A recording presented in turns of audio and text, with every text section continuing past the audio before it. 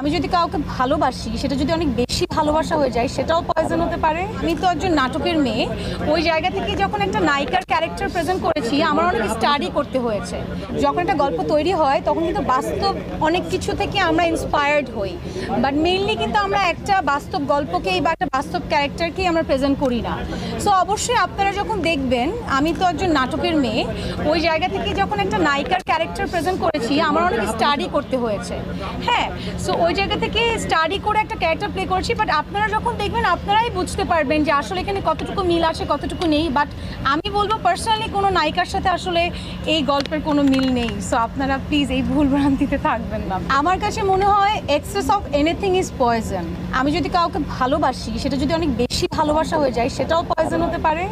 আমি যদি আবার কাউকে ঘৃণা করি সেটাও যদি অতিরিক্ত মাত্রায় হয়, or if I do anything right or wrong সেটাও যদি অতিরিক্ত মাত্রায় হয়, সব কিছুই কিন্তু আমাদের লাইফে একটা পয়জন হয়ে দাঁড়াতে পারে।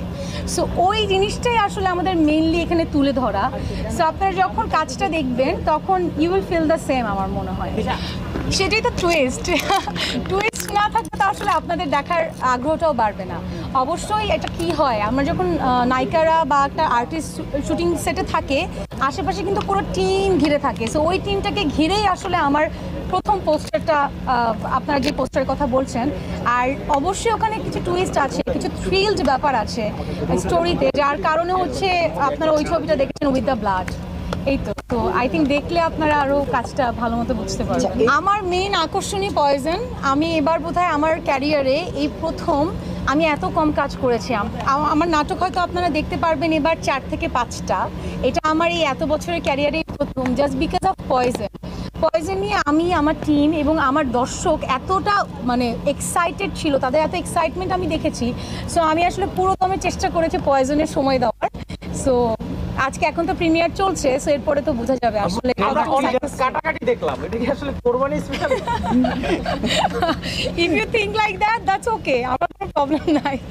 But it's a good thing যে আমরা এরকম একটা কন্টেন্ট দিতে পেরেছি কোরবানির মধ্যে। ওকে, আমি আজকে লাইভে সকালে একটা কথা বলেছি যে এটা আমার ক্যারিয়ারের ওয়ান অফ দি না, আমার সবচেয়ে ডিফারেন্ট ওয়ার্ক, অ্যান্ড এটা খুব চ্যালেঞ্জিং একটা ওয়ার্ক।